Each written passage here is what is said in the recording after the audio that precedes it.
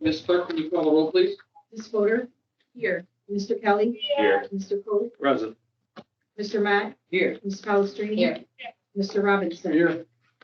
It's not on the agenda, but if you guys will indulge me just for one moment, I'd like to acknowledge the loss of Ms. Linda Vasquez. Our longtime village clerk passed away after a battle with cancer on Sunday, and she's going to be missed by all of us.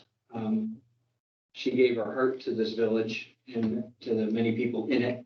The outpouring of support once we announced it on social media platforms from the local business community, and it's just overwhelming. It's the same thing over and over and over again. Linda always brought a smile to people's faces and was happy. And so I will say that the one wish that she has for all of us about this, about her passing is that there's to be no sadness. So if anybody starts choking up, it's everybody, whoever's job sitting next to him, to smack him in the arm just like she would do and say, knock it off. So, the services are this weekend. It'll be on Sunday at Frederick Funeral Home from 11 to 2. There's going to be a short service at 2 o'clock. And then there's going to be a procession, mostly of community vehicles, a short procession down State Street. And I encourage anybody to attend the services and share a good story about your relationship. I guess there's two wishes she had, which is don't wear black. Her favorite color was purple, and she always liked light and bright colors. And, she was always a sucker for a good hat. So anyway, so I just thought I'd say that, and I know she wouldn't want us to do a moment of silence, but I think we'll just move on to the pledge. And so if you can and able, please rise for the pledge. I pledge allegiance to the flag of the United States of America and to the republic for which it stands, one nation, under God, indivisible, with liberty and justice for all. Do we have anyone to sign up? We have no silence. All right, well, we have a full house tonight. Let's see here. So we have the meeting minutes from January 18th in front of you at this time. If you could review them for any additions, deletions, and or corrections.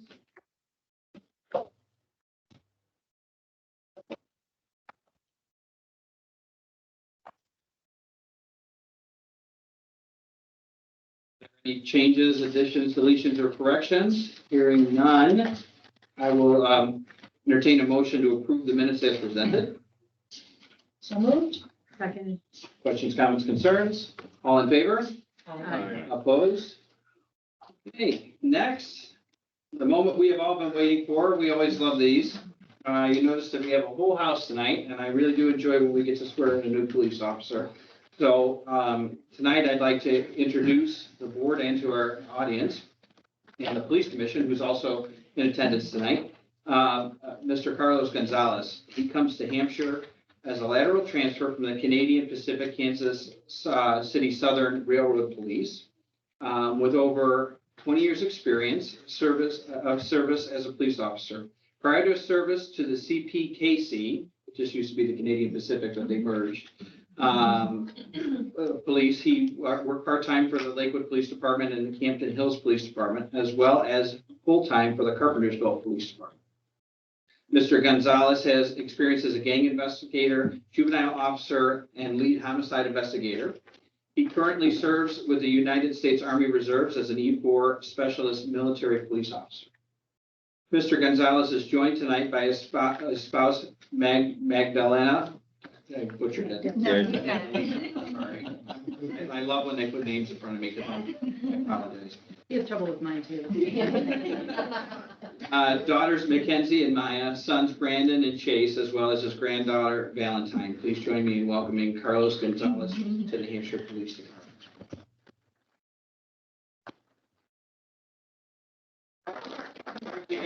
He can, and who do we have that's going to pin the badge? Okay. Mr. Mayor, this young lady's a resident of Hampshire as well. Yes. Oh, awesome. You're Maya, correct? Yes. Okay, granddaughter or daughter? Daughter. Daughter, oldest daughter. So awesome.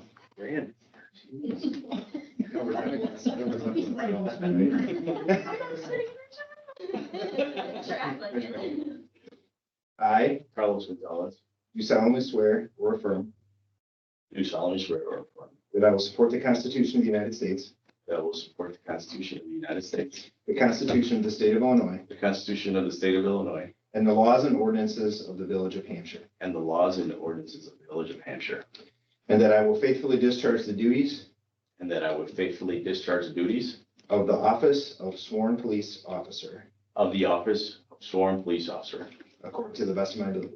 according to the best of my ability. Congratulations.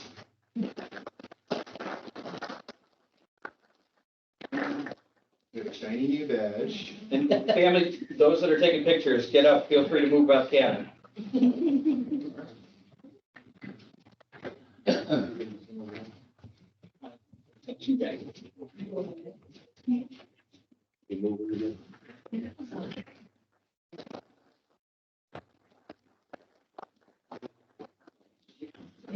Makes it official.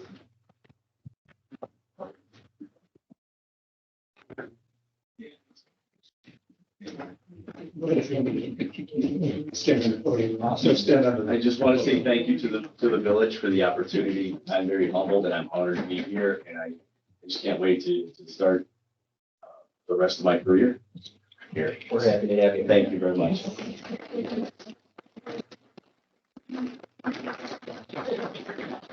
We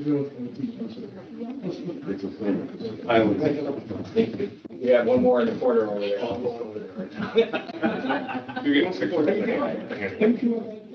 Then family, if you guys, would you like to take some photos? You're welcome. In front of our H here, your family and your team. Can you guys take care so I can take a picture of you? Girl. We have plenty of representatives from our police department tonight, so if you guys want in on the photos too, First, Mr. Mayor, if you'll join us, please. I try to get everybody to do that first. We'll get you out of there. All right, officers, let's go. Everybody up there. There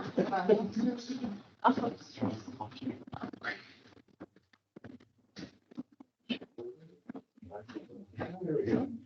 Get a little closer together. Pretend like we work with each other. Thanks, guys. All right, any family members want to take any photos? You're welcome. Step into the photo. Want to get the picture? I'll take some for you. Like, wait a minute. What are you doing? Yeah.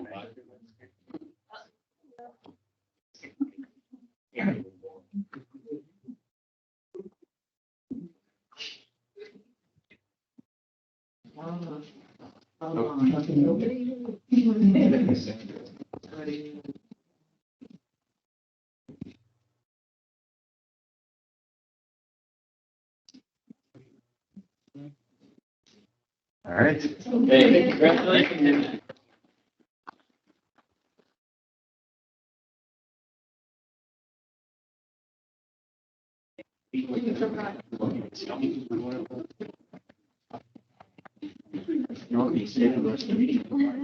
My granddaughter's home. All right. You all I texted her everything. You're not gonna get any clearer. But it was like, you're gonna pick it right up. Nice to meet you.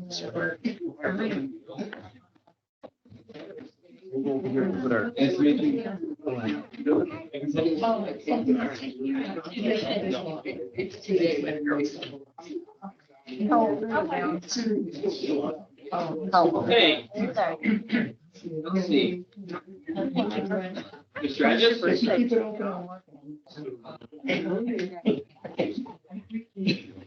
see how he handed it over to you.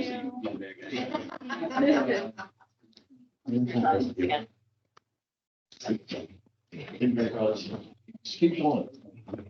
Okay, with that, Mr. Mayor, we would ask for your consideration of an ordinance approving the text amendments to Chapter 2 of the Police Regulations of the Municipal Code regarding noise nuisance regulations. You have in your packet an agenda supplement, which you can. It describes this, and this was drafted by Attorney Vasselli. So if you have any questions, feel free to ask them.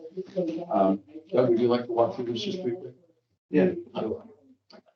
Oh, yeah, I got it. Gil's got one of those voices that. You know. If he's in the police station, you can hear him on the other side of the building. I'm not kidding.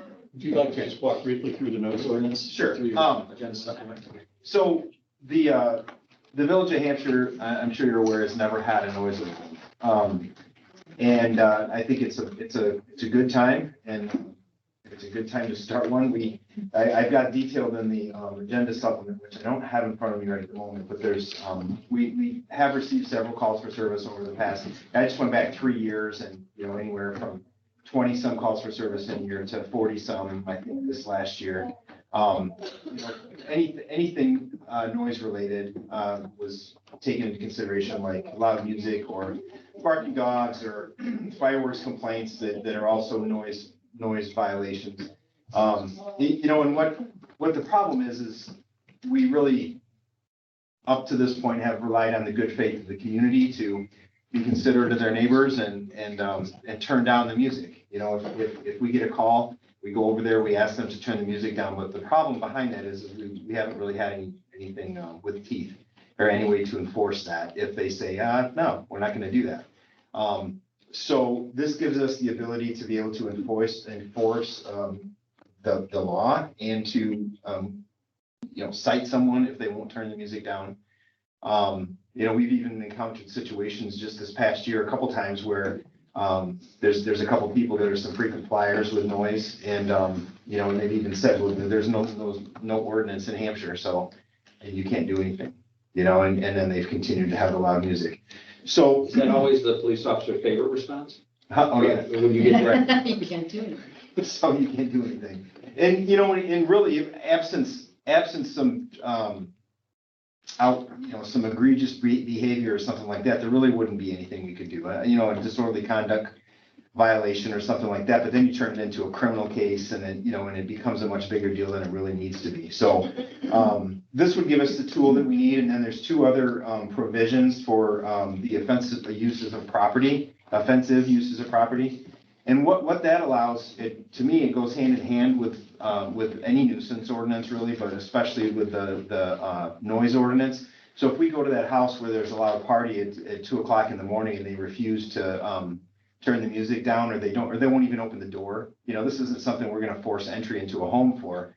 And if we're forced to walk away from a closed locked door, that offensive uses of property ordinance allows us to go back the next day and cite the homeowner for, allowing that party to occur. And so it's just another level of accountability. And something else where the offensive use of property comes into play, where historically, at least in my experience where I came from, that part of the ordinance is drafted after an ordinance from my previous employer. And it was very handy for landlords who, if we had say you had an apartment where there was repeated domestics where they're yelling and screaming and or just fights, general disorder, and we keep getting sent back there over and over again. And when we, one of the things that we would do would be to contact a landlord and say, hey, can you help us with this situation? You have a tenant that we would like for you to evict because they're causing these problems. If the landlord says, well, you know what, they pay their rent, that's your problem, not mine. The offensive use of property ordinance is something we could use to say, well, actually, it is your responsibility to eliminate this boisterous problem that disturbs the neighborhood. So those are the three main provisions that I provided to Mr. Vasselli to draft into an ordinance for the Village of Hampshire. And I used the City of Rockford ordinance and then a City DeKalb ordinance, both ordinances that have been in effect for decades and have been very effective and very useful. So it's intentionally, I would say the key noise provisions are intentionally vague because it does rely somewhat on the circumstances at the time and on the discretion of the officer. You know, with the IBC violation for loud vehicle noise, there's a very specific 75-foot rule. You know, but if you're in a home and you're, you know, we've talked about several times, it's come up now, the distance between the homes. You know, if the homes are pretty close together and there's music playing at 2 o'clock in the morning that the neighbor can hear inside their house, they might not be 75 feet away, but it's certainly disturbing the neighborhood. So we need to have some room there, and would be written kind of like a disorderly conduct where it's somewhat of a catch-all. And it, you know, but the officer can go to court and you know, to, and testify as to why, you know, that violated the ordinance and disturbed it. So do you have any questions? I have one. Page 15, right at the top, or 16, sorry. It's section B, so it's 25, or 2-25-5. It says section B, it should be unlawful for, to conduct garbage or yard waste or recycling collection between the hours of 10 PM and 6 AM anywhere within the village limits. 90% of the time, that's fine, but I think I can think of a few times in recent history where it's either been, you know, where there's impacting weather or the heat is going to be too hot, and so they want to start, the Flood Brothers wants to start early. And so their start time is 6:30. So if we let them start an hour early, that would let them start at 5:30, and then we'd be violating our own ordinance. So I'm not suggesting that we adjust the time. I'm kind of wondering, can we put a line in there that says that we have the authority to allow it, you know, in those emergency type situations? Because we've done it with Waste Management, and now Flood Brothers, you know, when the temperature is going to be 110 in the shade and they want to start earlier. We have something on that. You just add Flood Brothers in there. Exempt. We could exempt that out. We could add some language there. Well, what I'm concerned about is I understand, I don't want like the businesses starting their dumpster collection at 4:30 in the morning because we exempt garbage collection. I'm concerned that we won't have the authority to allow our vendor, if you will, our garbage collectors, that flexibility if and when it's needed, because they don't just do it. They don't just say, hey, we're starting early. Every single time it requires approval from staff.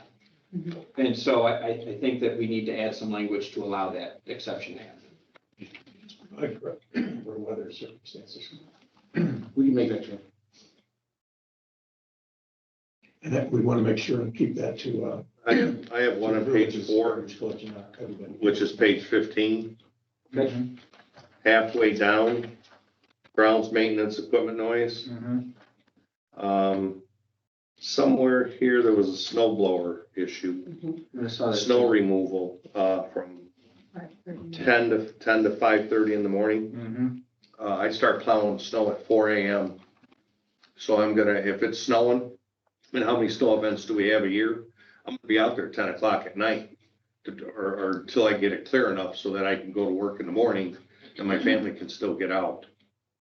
There's an issue with the time on the snow blower. I have, to your point, like at the schools, they start earlier than that, blowing snow and stuff because practices and stuff start early and parents drop off kids. We could clearly make a weather exception for this, and also, like I've said before, we're blessed with a good chief, and there's some level of prosecutorial discretion where the chief probably isn't going to have an employee of the park district cited for plowing at that point in time, but we can make an exception for the weather. But it's not necessarily even No, the it park could just be- district that I'm concerned about. Like, as an example, like what happened this last time, it snowed all night long. You gotta get to work by 6, you're gonna be out there at 4. You know, I mean, it's like, I think there's a big difference, and I've said this multiple times, there's a big difference in firing up your snow blower 2 days after a storm because you just got home from vacation or something of that nature versus like right after it's happening. I mean, our plow trucks start earlier than 5:30. They're exempt in there. They're exempt in here. Right. I'm just saying that we make the noise. So let me just ask a question to the board. Is there a consensus that you want the homeowner to be able to snow blow and his own driveway as well at 4 AM. Well, within reason, like, Yeah. if it's 3 days after a snowfall, no. Right. But if it's, I gotta get to work at 6 AM, so I gotta go snow blow at 4 AM, yes. And I don't know how you make that change. Well, we can make that, I'm not sure we can make it tonight, because some language changes it a little more than scrimmage session. Yeah, We often do this, bring something, I mean, this is a pretty complex ordinance with a lot of provisions. Yeah. This is probably better that you consider it, give us some feedback, and we can bring it back with some amendments later. There's no one that's opposed to No, no, putting this I in don't know. place, I right? can read this, I would go. Well, but we do have questions throughout it, Sure. but specific, if your question is specific to the snow blower comment, then no, I am not opposed to saying the snow blowing should be exempt on a weather event, because people need to be able to get out of their property, whatever it is, whether the park district or a resident or whatever it is. And I don't know that we've probably ever gotten a noise complaint because people are out snow blowing. My neighbors will never, I don't get out there, but just for other residents. I know we had an anonymous call last week, it sounded like Eric.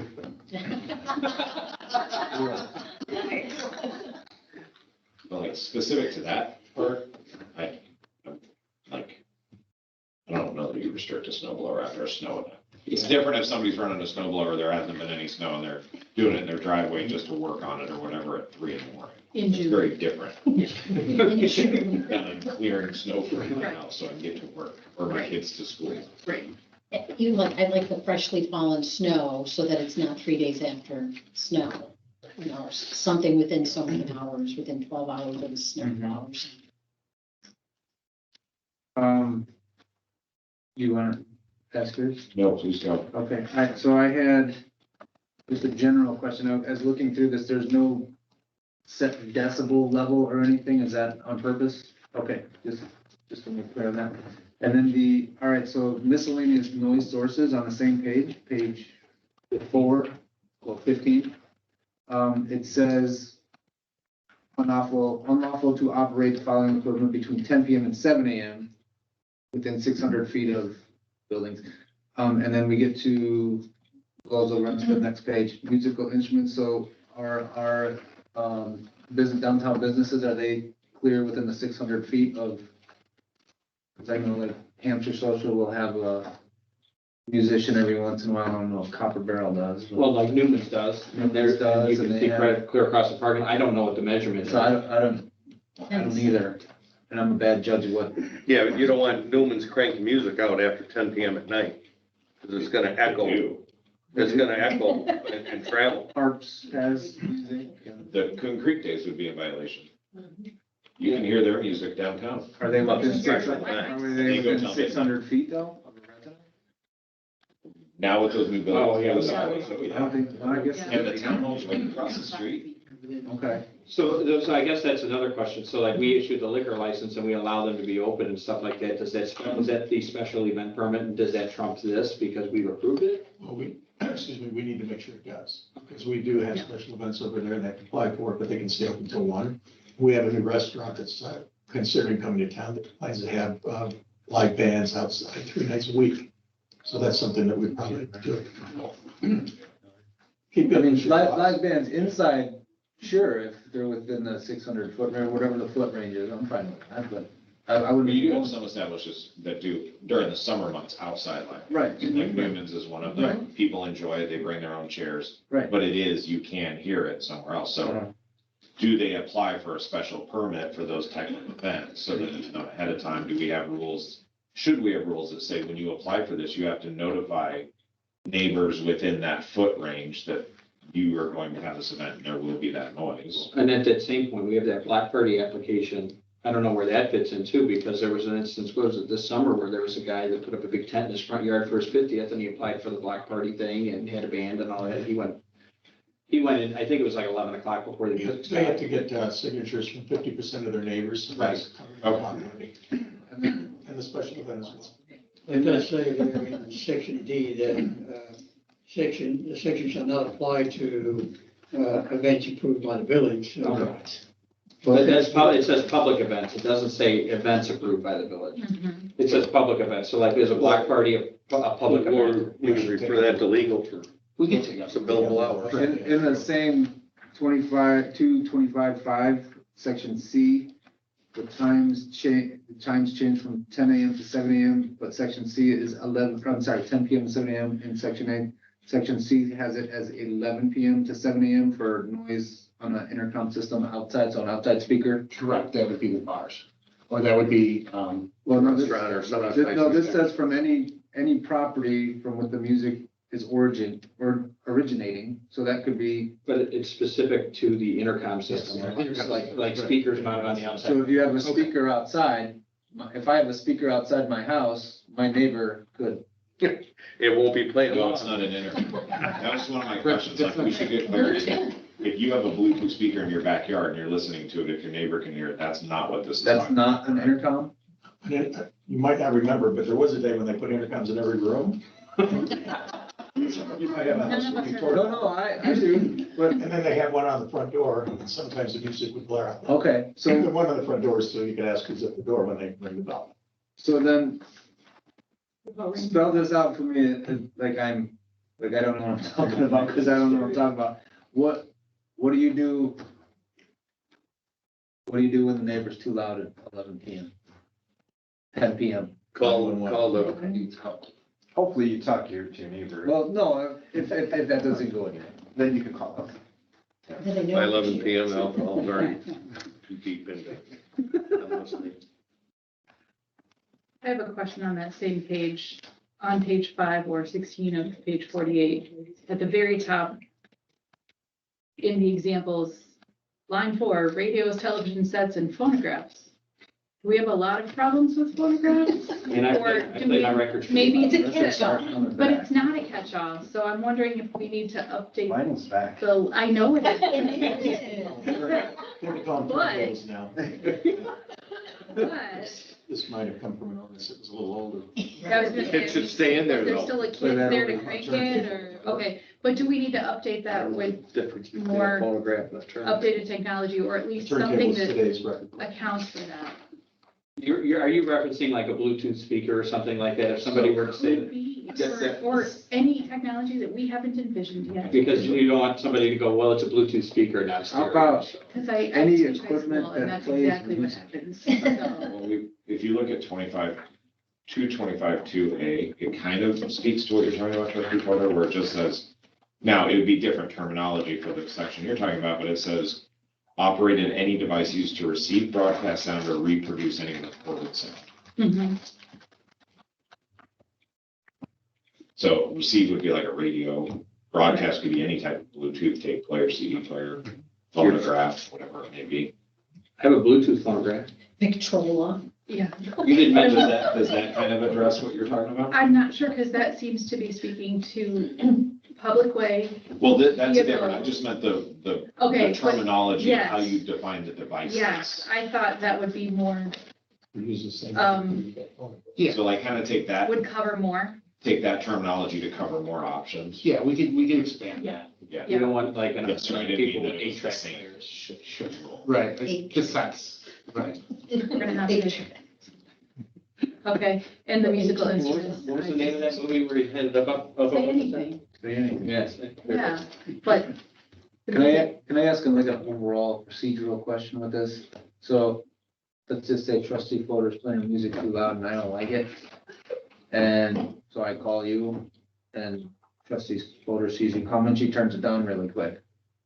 What legs do we have to stand on there? Use your phone and record it. That doesn't really give you an idea of how loud it is.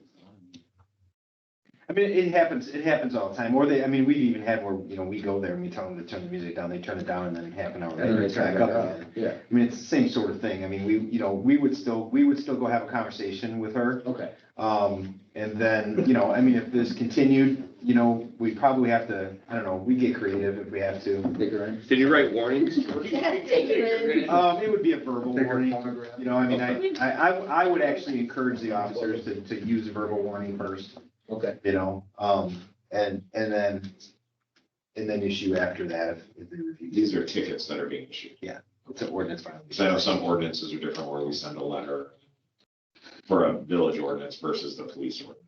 I would say this would be, like enforced at the time. But where we would could send a notice is the offensive use of property afterwards, you know, if they do refuse to open the door or something like that.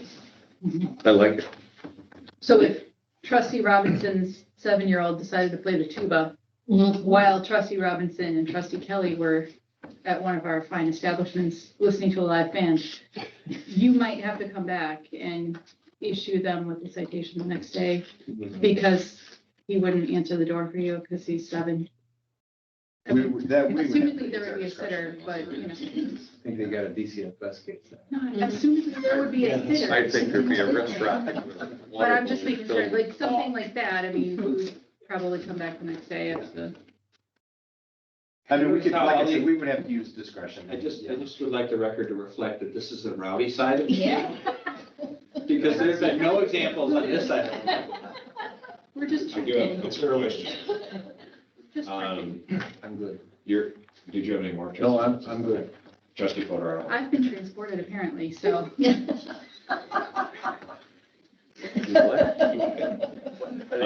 On page 15 at the top, B, so above the 225.2, it talks about no person shall, I get to operate, but sell or offer for sale any motor vehicle subject to registration that will, at any time under any condition, operate in a manner that exceeds the noise limits.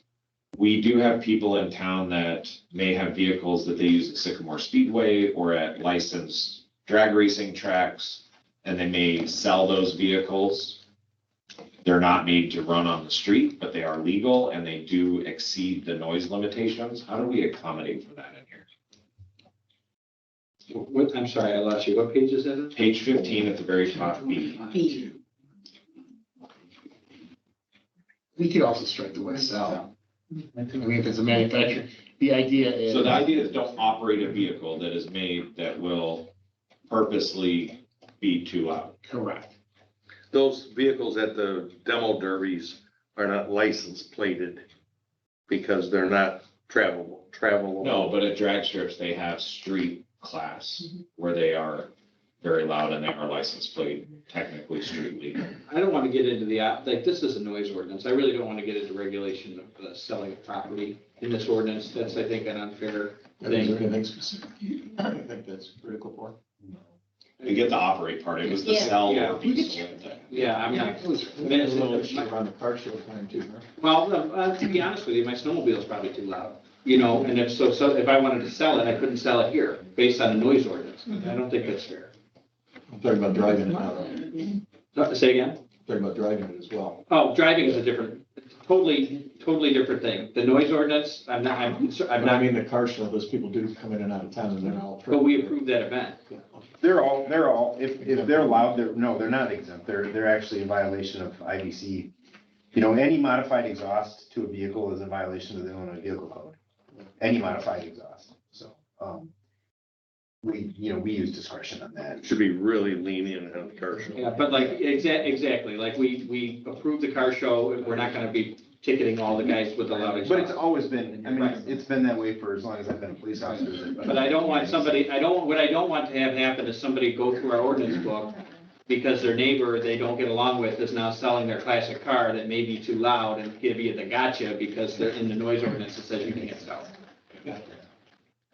Okay, so then down that page, the very next paragraph where we talk about, no person, so it's 225.2A. No person shall operate or permit by operated that device statement that I talked about earlier on a public way. So if I'm reading this correctly, this covers like if a kid's riding his bike down the sidewalk and he's got one of those little Bluetooth speakers on it, that's not allowed. Like any type of speaker, anything that can be heard in a public way that either receives broadcast or plays reproduced or recorded sound is not allowed, correct? Isn't this set for more stationary? Your neighbor's playing music too loud or something, not mobile where it's en route? Well, I don't know. I've had kids walk up down the street with their loudspeakers and stuff, and like I said, at the end of the day, it doesn't bother me, but I'm sure at some point, if you had it going all afternoon where it was just a kid walking the block with their same loudspeaker, I'm sure that would get old pretty quick. Yeah, this section, Trustee Coe, is specifically talking about the public way, which is streets, alleys, sidewalks, boulevards. And the title is vehicles. Yeah. So would that fall under this? ordinance? It would, Okay. But a vehicle, not a bicycle. No, but it is. Bicycles. They get, we have skateboards in the park that do 30 miles an hour. Yeah, the electric ones. They're crazy. And a bicycle is defined as. They'll pass you on any street while you're driving. The only reason I'm doing this is because we didn't. Thanks.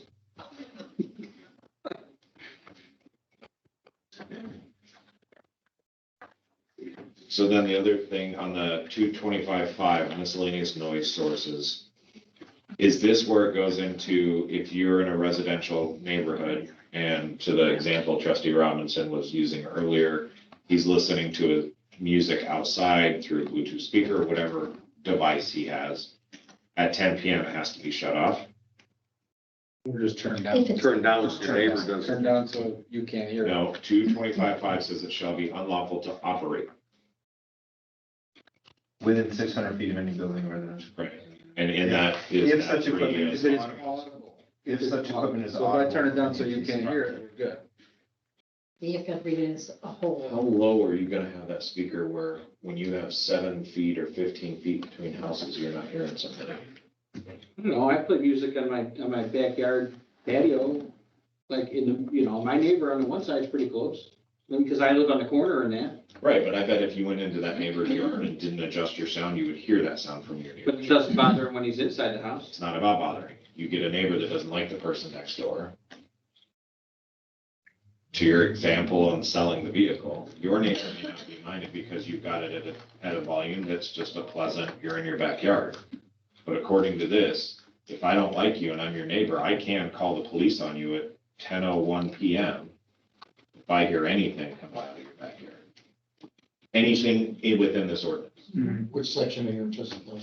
Sorry, this is the 20, on page 15, 225.5 miscellaneous noise sources.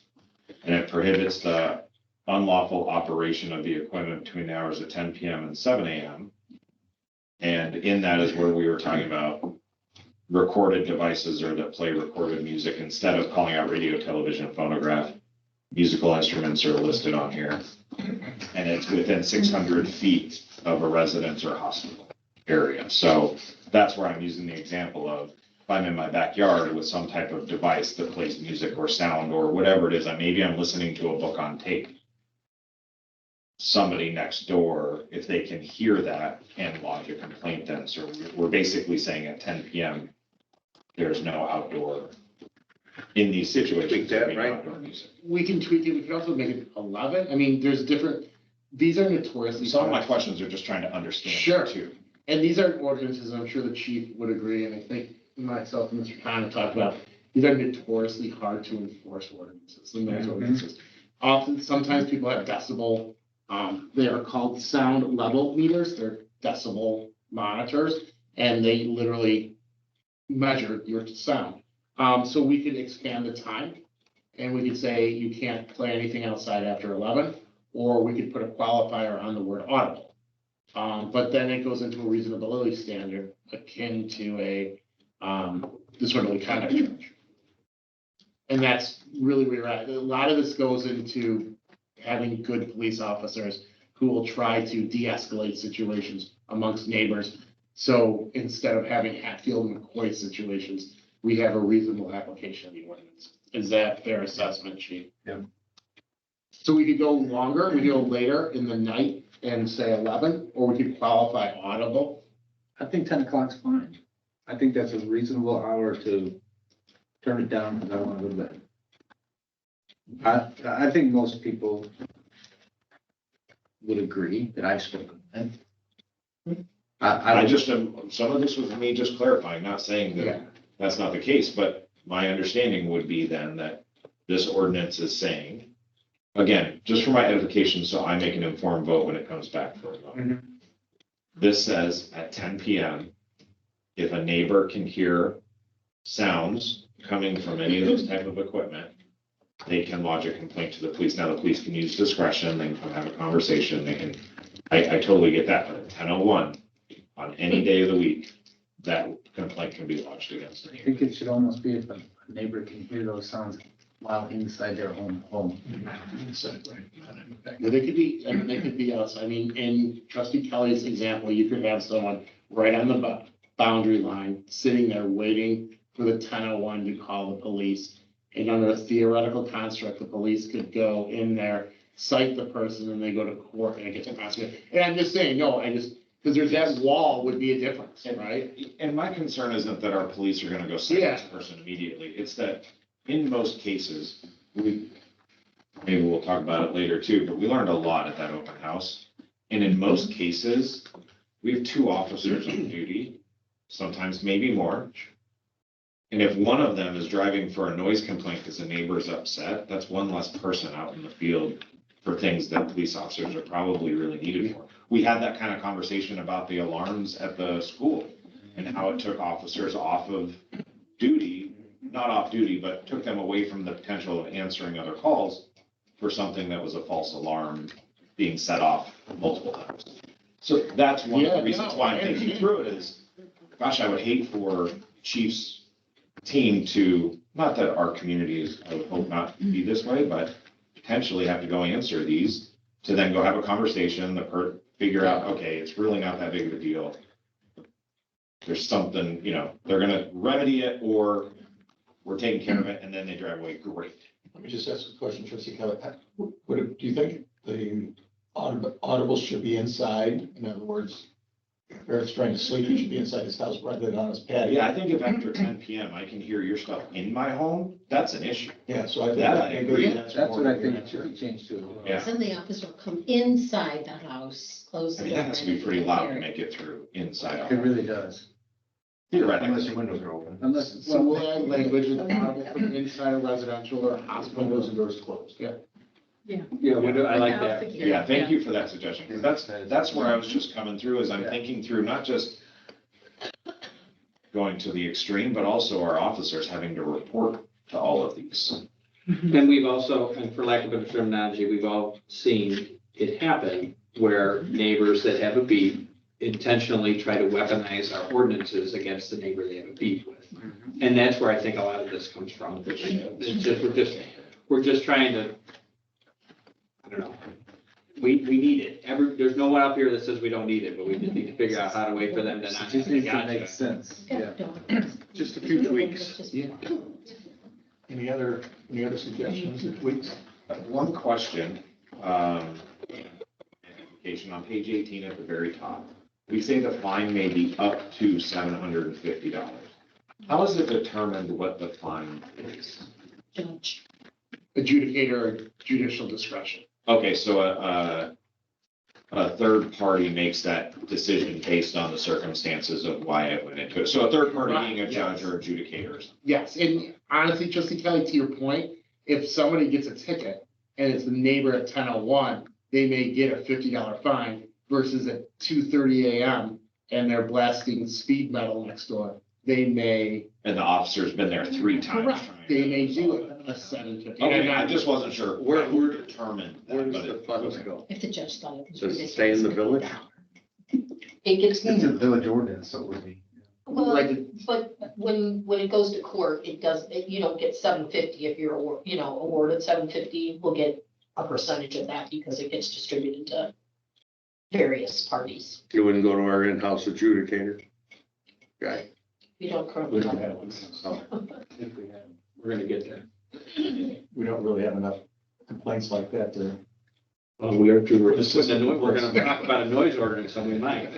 Okay, that's like, well, thank you for helping me walk through some of those. I'm not against this, but in item C in that, same page, Yes, sir. page 5 at the top, I just think it's, the wording sort of trips over itself because it starts out by saying, it shall be unlawful to play music outside at any time, using an intercom system on any property abutting or across the street from a property zone and used for residential purposes.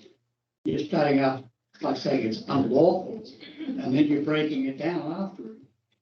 So to me, that's tripping over itself. if I don't have an intercom system, I don't know how many houses in the village at this point in time have intercom systems. I've seen them, and actually my grandparents have them. But if we struck item C, it may serve a little bit easier of a purpose, because it seems like it's a little archaic to have a built-in intercom system for this at this point in time, especially when we've covered most of the ills we're trying to cover for in other sections as well. It might just be easier to get rid of, because we. Mr. Hedges comment earlier, most of the intercoms are gonna. Maybe we just change the word, or, you know. We can say sound system. Outside, yeah, sound system, outside speaker. Or a sound producing device or something. Yeah. Whatever it is. Arcade. I just feel like it's tripping over. Whatever language. I have an outdoor intercom. I think it should. Whatever language that we can define that's going to be Bluetooth speaker, cell phone, radio, boombox, speaker system, intercom, phonograph, 8-track player, and reel-to-reel. I also. So we have the word. Or singing. A voice. Christmas caroling after 10 o'clock. Yeah. Have you heard Trustee Mott say? Okay, Audible signal device is a phrase that we use on page 3 under section 225(1)(a), which is at this point in time, something I think would work. sounds to me like you've got 2 weeks figured out. I look forward to figuring it out. Awesome. Yeah. All right, any other questions, comments, concerns? Just still on what trustee Watt pointed out, because there was a comment made by Mr. Hedges or Mr. Baselli about just striking part C.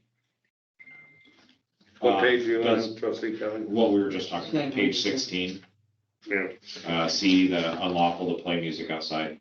If it's felt that part A covers by broadening what's listed there in the types of machines, does it make sense just then to strike C and have A cover all of that and then adjust?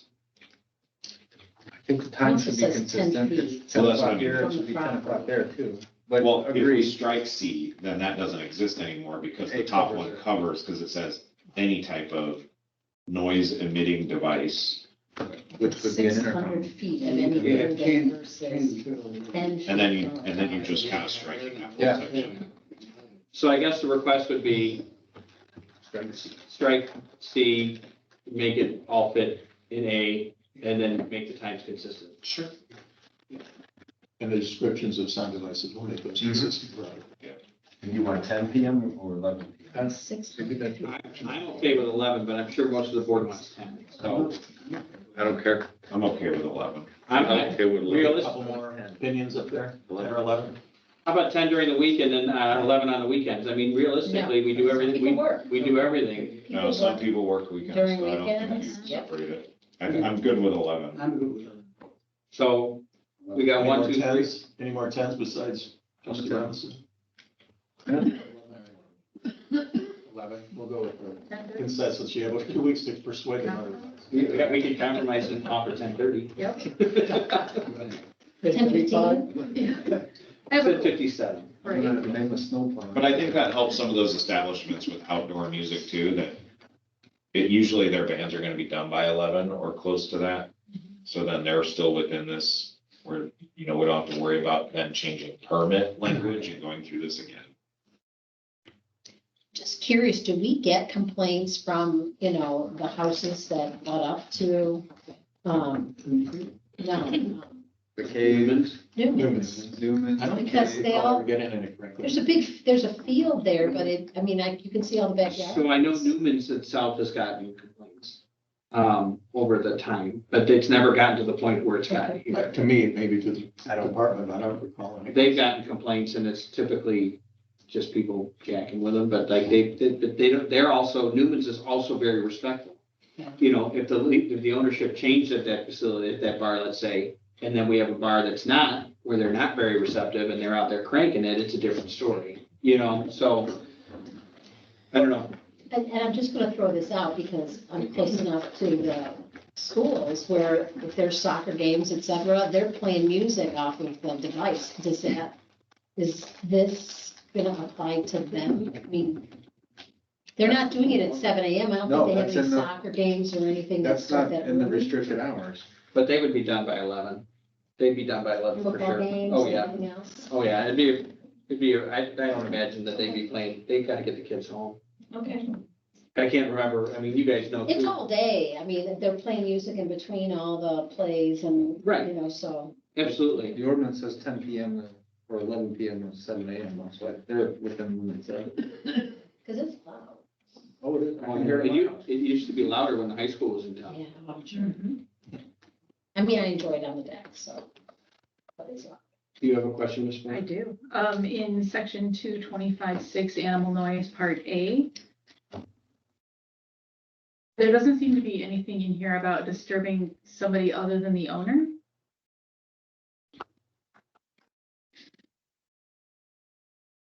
Do you mean like it could be a renter or a resident? No, I mean like the owner of the animal. Oh, It just says cause a noise or disturbance to a reasonable person. If this were like this, my husband could call because of my dog in my house. Because she's loud and annoying and talkative and he's reasonable. Therefore, but like, there's nothing that says to somebody who doesn't cohabitate with the animal. I think it's assumed that the complaints are coming from outside of the household. But everything else mentions like somebody else. And I'm just making sure that it's, it's a good point, and I do want to be cautious. When we talk about ordinances, we shouldn't make assumptions. No, I understand. That's why I said that I think that the intent was, is that it was. assumed. Right, if we start to get that differing opinion, we should clarify. But your husband owns it too. It's- the dog or the house, Yeah. neither. The dog, if, It's my dog in my house. okay. Your Yes. husband, your husband. I'm good, I'm sorry. Having his Because he likes it. possession. Yes, but I'm just, Let them live. Yeah. So we can control for the call coming from inside the house. it's the third and fourth movie reference. I just want to make sure it's right, no, but I mean, you Because- could theoretically call from another part of the house under this ordinance, and we could right. say that it's not a person who owns that. But what if it's like a domestic issue or, Right. you know, That's a Well, that could be that's a- part of it, though. I mean, if a Well, I know. dog is barking. Like if they're trying to enforce a noise ordinance on a person in their house, that's another problem. Yes. It is, but I mean, it could be a way that, especially in a domestic Yeah. situation, that people can control other people. And they can threaten their pets Yeah. with this, and I just want to make sure that we're being very clear that it's. I don't think this was intended to mean the people in the same house, so if you want us to clarify that. I Yeah, we mean, can- I'm we just can saying do that it. the clarification may be It's helpful. discretion of the officer. Well, we would hope they would understand that, but If the officers call, but I think there's also an opportunity from within the house for somebody to utilize this to control their partner in that home by threatening to do something like this. Yeah. Because the ordinance. Not even exists. their roommate. Well, that's what I mean. Whomever. Right. So I do understand it's making this some type of clarity around within the same, a resident within that same home. Mhm. I think maybe we can clarify by saying if it's within the same household, it would not be considered a noise complaint, but a domestic dispute. Yeah. So. I think that would be very helpful. Any other questions, or can I entertain a motion to table? So move. Second. Questions, comments, concerns? All in favor? Opposed? Thank you. With that, Mr. Mayor, we'd ask for consideration of a motion to award well number 9 media replacement contract for water services in the amount of $146,900. Excuse me, Mr. Paulson's on the phone with us. Mark Montgomery and I both sat in on the bid openings this last week, and we were very pleased that one of the bids came in very close to budget. The next bid was $100,000 higher. So we're very fortunate to have a good bid. Tim, would you like to talk about that briefly, please? You do have the bid summaries in your packets. Yeah, the bid summaries in the packet. We're awarding on the recommend award on the base bid. There are some additional alternate bid items that are there to establish a price in the unlikely event that once we remove the media, there are some additional repairs that need to be made. So those are there to establish a price for that, and it would come back. If they were needed, it would come back for a change order, but we're recommending award of the base bid. Did EEI vet out this company, Global Water, out of, oh, it's disappeared. It's on. Out of Iowa, main office in Florida. My concern is on the gravel, media, they came in at 90,000. The rest of them are 116 to 140. I can address that, Mr. Gross. Yes, we did. Steve Dennison, who you all know, is the one who did that. And this is actually the company that we've worked with before. And they had the media in stock, so they had the media at a lower cost than anybody else would have to go out and buy it. I'm pretty confident that that's why they were so low. But we've done business with them before. Oh, yeah. Yeah, we've done business with them in several other communities as well, besides just Hampshire. I didn't imagine. It's just sandblasting and painting price is so skewed. It's scary. What we find is the people who know us the best, they can bid lower because they know the village and they know the project better. And in this case, they had media in stock, so that was a big difference. If you remember when we went through the bids for the elevated water storage tank that we rehabbed some years ago, the painting cost, to your point, was all over the board. It didn't make any sense to anybody voting on it because we didn't understand how, if you're painting the same tower, how the painting cost could be so different. I do have a question on this. When we do the bid, we unless it's felt that they don't meet the needs of the project, we have to go with the low bid. And Mr. Paulson, you said we went with the low base bid, which it is over 1,000 less. That's great. But they're the third highest for the mandatory alternate bid. So does that play into the acceptance process? Because they do end up being, if those alternate things happening, not the lowest bidder for those items. So that, if Do you we take award, both numbers together, or is it only just always the base bid? well, in this case, it's just the base bid. If we thought there was a high probability of an alternate item being, required, then we would recommend award for base bid plus an alternate. So in this case, we think, the items that are alternates are there just in case. The one that's, the really high item that they have for complete repainting, there's, very low likelihood that would be the case. So you have to completely redo the painting on the inside. Okay. Thank you. If we did add those together, they would still be the lowest. We took the alternate. And we don't have the option to choose alternates from a different company. Right. Anyone else have any questions for Mr. Hedges or Mr. Colton? I'll entertain a resolution authorizing the expenditure of $25,098 for the purchase and installation of brine pumps.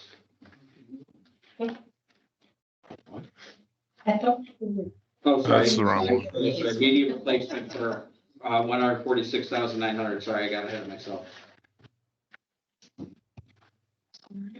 So you still keep your first, okay, so I have first. Second.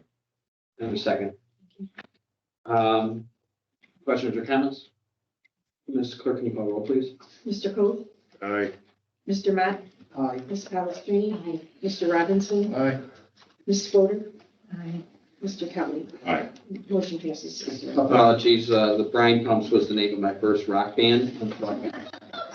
Dive right in there, then, Mr. Mayor. So before you, you have a, That's under village I management. got a resolution authorizing the expenditure of $25,098 for the purchase and installation of brine pumps. I was pretty excited. And once again, Mr. Montgomery's come in with a project that's $98 over this anyway.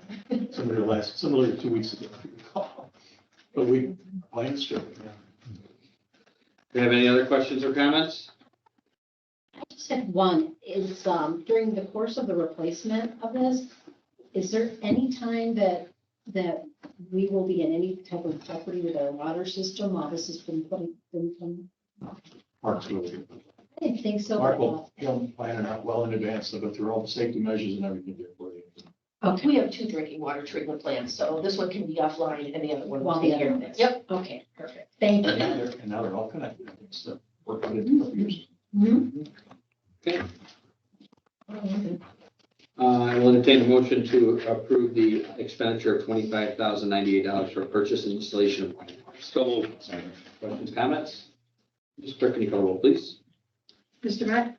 Aye. Ms. Palastrellini? Mr. Robinson? Aye. Ms. Fodor? Aye. Mr. Kelly? Aye. Mr. Cole? Aye. Motion passes.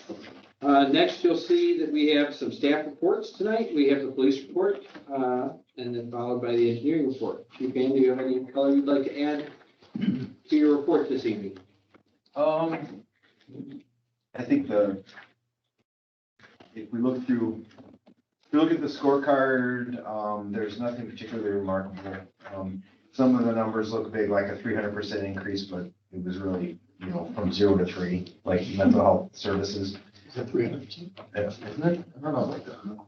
Isn't it? But, who's the math teacher? I think that's infinite right there. Yeah, that's right. It's pretty big. 0 to 1 is infinite. 300% would be 1 to 4. 1 to 4. So theft, 1 to 4. Is that like people leaving their cars on the? Yeah, okay. No, that was actually, well, this one was particularly, I was looking at the mental health calls. But, anyways, for the, December calls for service, we're actually up more calls for service this past December than the last 5 years. And we've been short-staffed, so it was a pretty busy month for us. I see the assist to neighboring communities is quite high. I knew you were gonna ask about that.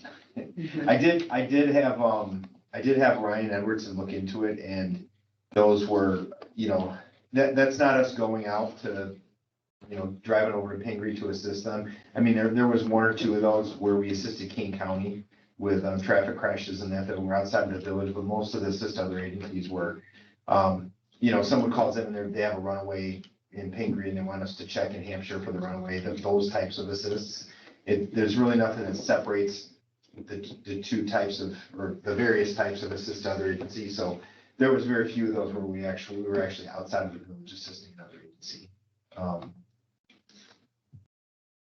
Here. I had an email from him. I was trying to find the actual numbers, but I can't find it right now. Really, it's pretty much the year-end report as far as the offense trends and because the next several slides are cumulative throughout the entire year. So we were sitting pretty good for all of our Group A and Group B offenses. Traffic crashes, there's nothing remarkable there. 20 continues to be where most of them happen. It just depends on whether it's Big Timber or Allen Road or the truck stops. Up by the truck stops tend to be where we have most of them. They were kind of spread around. And then our projects, it's kind of at a standstill with everything but the body worn cameras. The in-car printers are installed, but we're having some problems with our vendor which is Tyler, and Kane County, because there's some configuration that the circuit or the court system's looking for.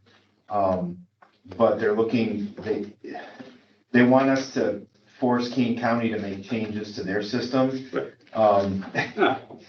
And Kane's just dragging their feet on it, and we've been working on it, and but there's a lot of finger pointing as far as, Kane County has a support, they have a support account with Tyler, and we have a new account support, we have a new account IT, so it's 2 different teams.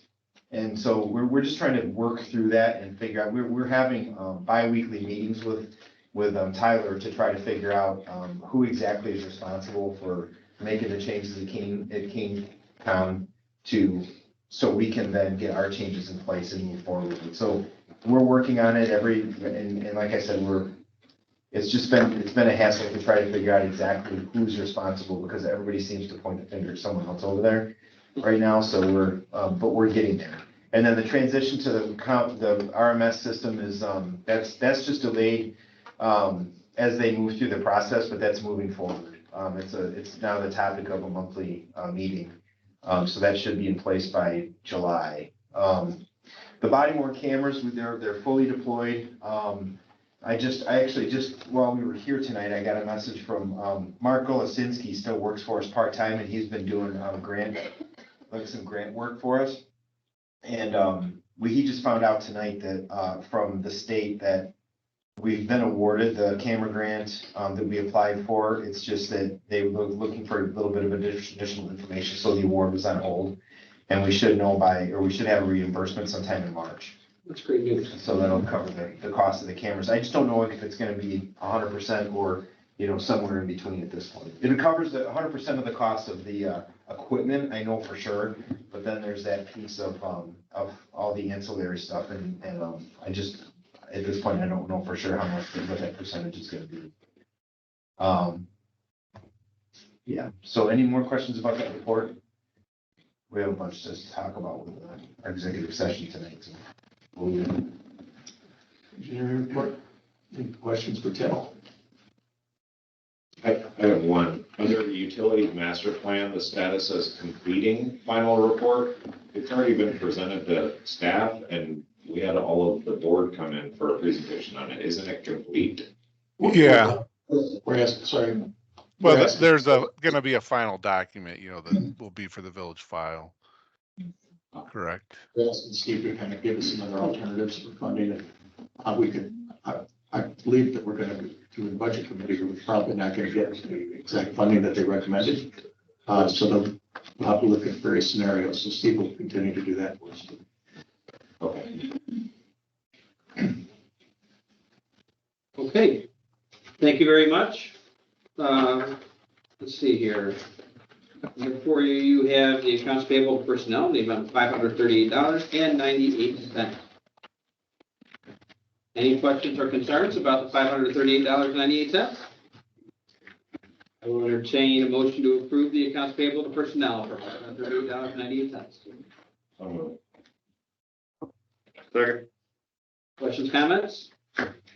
Ms. Clerk, can you call the roll, please? Ms. Palastrellini? Aye. Mr. Robinson? Aye. Ms. Fodor? Aye. Mr. Kelly? Aye. Mr. Coe? Aye. Mr. Matt? Aye. Motion passes 6-0. Okay, next, you'll see that we have the regular accounts payable. We can view them at this time. This is something kind of silly, but it's maybe just because it's generic what we're calling it. Page 3 is reimbursed uniform boots, which we may have just voted on a second ago. And it's one, I'm assuming it's one boot, boots, and it's $359.98. And on the next page, it's a reimbursed uniform boots. And I don't know where the employees are, could be different departments. That one's $139.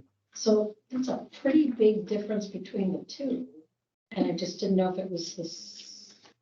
So, the employees are allowed a uniform allowance, Okay. and there are certain requirements for boots, as you're describing. Some must have steel-toed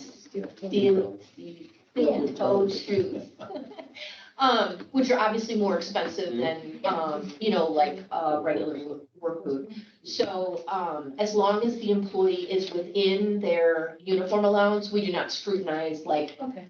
the jeans that they're purchasing or, the boots that they're buying and those types. And I'm not looking at, names or anything. I mean, one could be a police officer's boots and the other one could be someone in the water department that needs a steel toe. These So it's individuals just- both happen to be public works, but they're Okay. they are in different departments, so. Trustee Coe will probably back me on this. You could go broke buying the right pair of boots, but your back will appreciate later. Yeah, especially when you're in the water or the salt or welding. Yeah, they get ruined quickly.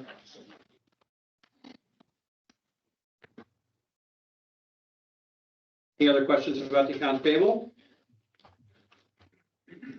I'll entertain a motion to approve the accounts payable in the amount of $202,735.51. Question, sorry. Well, let's go through this. No, we're gonna make a motion, second vote on it. Right. Oh, he's asked for the motion already. But I'll entertain more questions after. I'll make a motion. Okay, thank you very much. Mr. Kelly.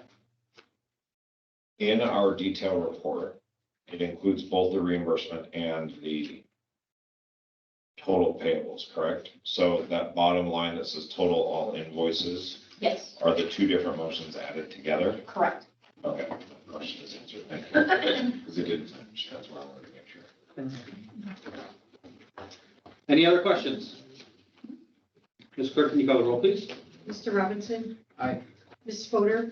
Aye. Mr. Kelly? Aye. Mr. Coe? Aye. Mr. Matt? Aye. Mrs. Palastrellini? Motion passes 0. All right, thank you very much. Next, we have board committee reports, starting with BDC.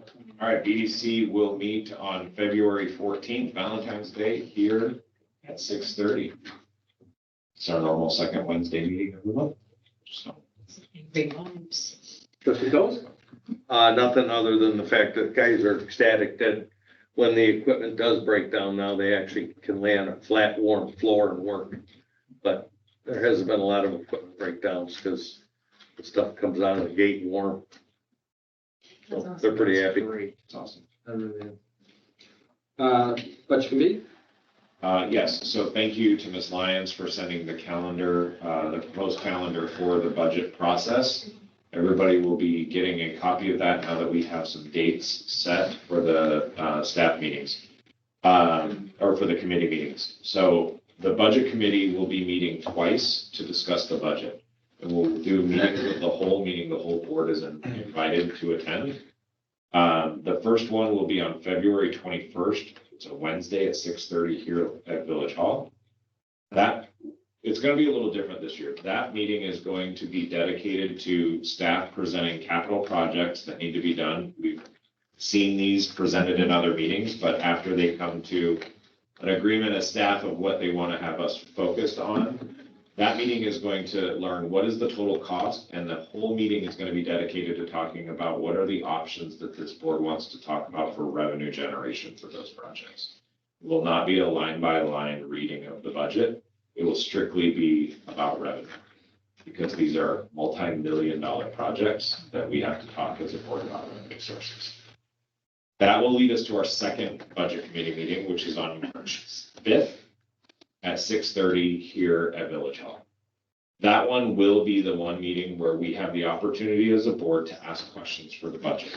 One of the things that I've asked Ms. Lyons and Mr. Hedges to do differently this year is everyone will receive a copy of the budget early and have an opportunity on your own to go through it all and to gather whatever questions you have, things that you need clarity on. And that meeting will be dedicated to answering everybody's questions. We are not going to go through a line-by-line presentation of every single budget line on every single fund. We need to take on that. I am asking that we as a board take on that responsibility on our own and then come with your questions. Maybe you have questions on every single line. That's okay. But it's for a very directed discussion, making the assumption everybody will have read through the budget prior to coming to that meeting. Are there any questions or concerns on that process? Cool, because then after that, then we'll go through the regular submittals and hitting all the deadlines that Ms. Lyons has. Ms. Lyons, anything to add on the budget process? Nope, I think you nailed it. Mr. Hedges, anything? That's it, thank you. Okay. Any questions for me or? The 21st on February 21st and March 5th. February 21st, 6:30 PM here at Village Hall. March 5th, 6:30 PM here at Village Hall. And I said 6:30 on the 21st, right? Yes. So one is on a Wednesday, the next one is on a Tuesday. Oh, is that what that day is? It's okay. Voter. Doesn't affect us. I Okay, just have it written Super Tuesday. Oh, gotcha. new business. Announcements? I have an announcement. Okay. I'd just like to, I forgot to mention during the report, so we hired Mr. Gonzalez Monday, sworn in tonight. I made a job offer today, a tentative job offer to another lateral transfer that's coming in. It'll be another, officer that's, retired from a large sheriff's department in the area. He just retired last year, he's bored. And so he wants to come work for us full time. Lots of experience, really good attitude. I think he's gonna be a great benefit. So that's just, I mean, we still have to go through the background investigation and such to get him in. But we're really excited about that. And then I also have a spot reserved at the academy in May. So we have an eligibility list that stands for new hires. And so we'll be taking someone off that list and sending them to the academy in May. And that'll be and then once we get that done, we'll be fully staffed again. So it's been a rough year for that, but we're gonna be back in good shape in just a couple months. Thank you. Any other announcements? Go ahead. I was just gonna say, I just want to thank Chief Pan and the Hampshire Police Department for hosting the open night on the district system. There were a couple of us that attended. I will just speak for myself. It was extremely educational to understand what goes into the training and to experience what it's like to be in that moment. And so thank you for taking the time and educating everyone that was there and really walking through the system. It is a phenomenal system and your team did such a great job that year. So thank you for that opportunity. We heard you did pretty well. Oh, yeah. Both of you. Yeah. Officer Ramo and Sergeant Edwardson. Yes. They were phenomenal. And to add on to Trustee Kelly, our officers are so well equipped to handle pretty much every situation they encounter because of that training that they can get right there at the station. De-escalation techniques are key today, and wow, they are really well equipped. They put us in their shoes, and I know the three of us that were there were like, holy cow, We didn't say cow. no, we didn't, but like, It's something. if everyone in the public, and I said this a couple times that night, I wish everyone in the public could come there and watch what a police officer has to do on a call-by-call basis. The judgments that you have to make in a split second, It's and then amazing. like, and you wonder about you have to think about the judgment you need to make in that second, and then what's gonna happen after you make that judgment, after you make that call, and then you have to execute it like that. It's your But life. also It is your life on the line every second of every call. the choices you make and the things you say in a moment. There was a scenario that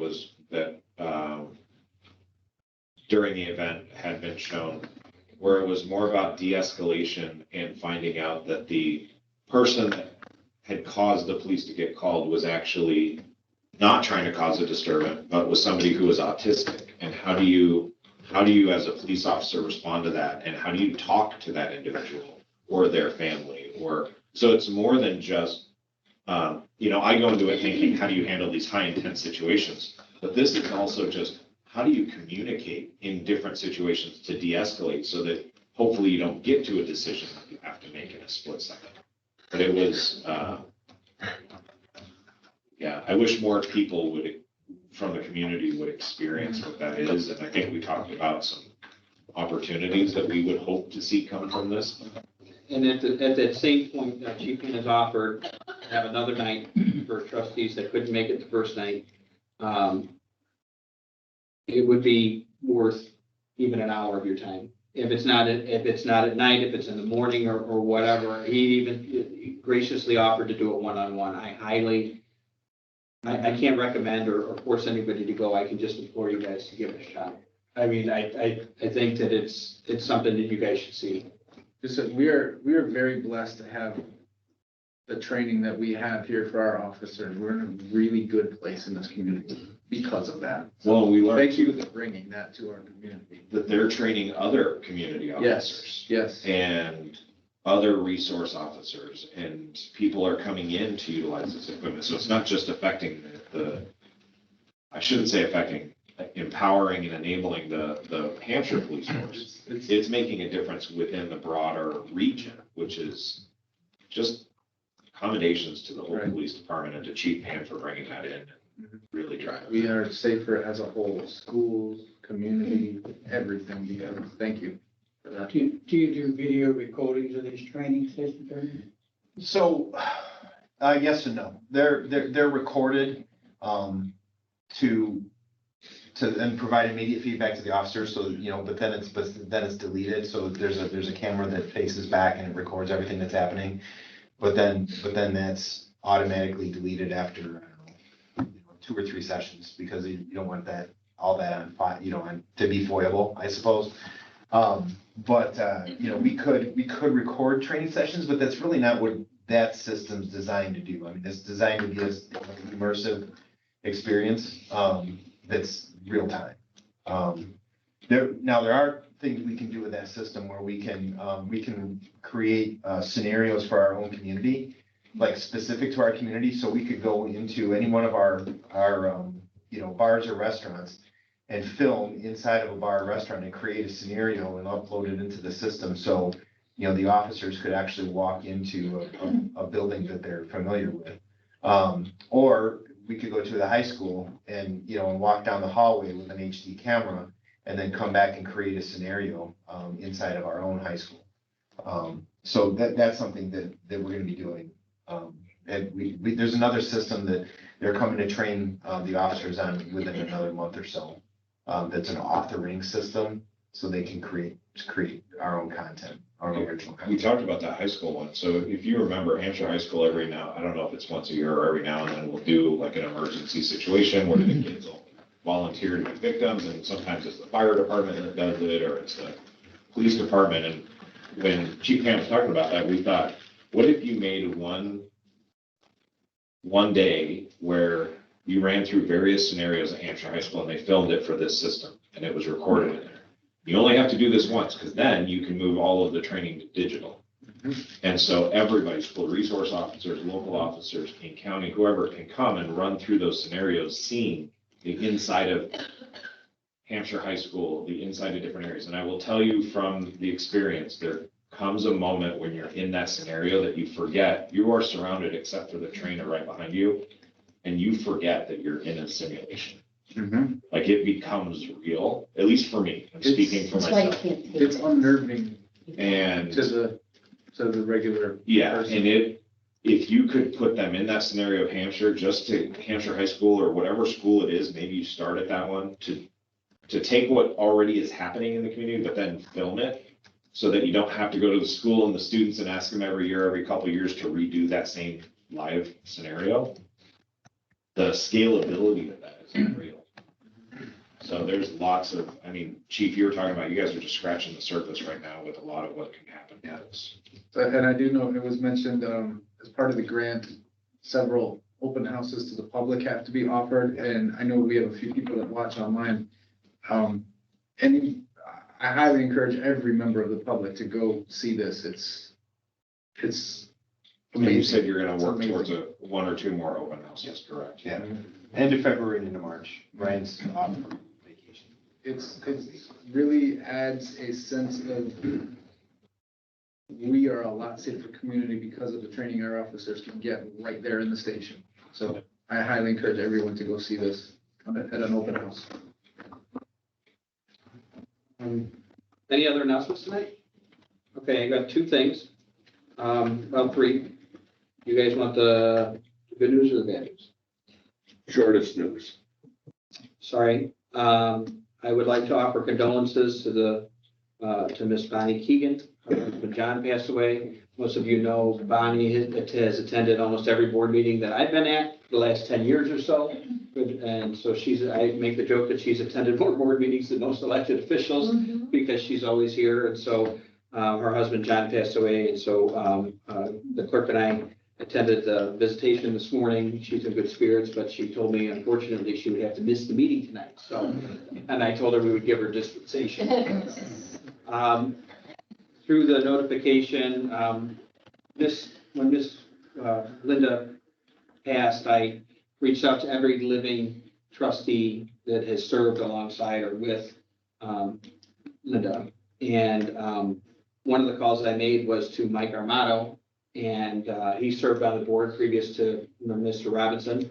I reached Ann, his wife, and I just want to pass on the condolences. Mr. Armato passed away on New Year's Eve this year. He served, it was a year and a half, 2 years, and he was the founder of our BDC. So if it wasn't for Mike's vision as far as that goes, we wouldn't have a BDC today, or it wouldn't look as it does. There's no way of knowing if it would have happened, but it doesn't look, it would not look like it does. And then on a high note, I hear a rumor that it's Miss Lori Lang's birthday on Monday, so I want to take this time to embarrass her at the note. Lunch here, if anybody wants to join us, so it's not. Al Cheeto Taco. Can I get a note to my boss? Wait a minute. Happy early birthday. For what it's worth. Yes, happy birthday. Happy birthday. Okay, motion to adjourn? And Move into executive session. Oh, right, executive session. Motion to go into executive session for personnel reasons. So. Second. Questions, concerns, all in favor? Aye. Opposed? Okay. Now we take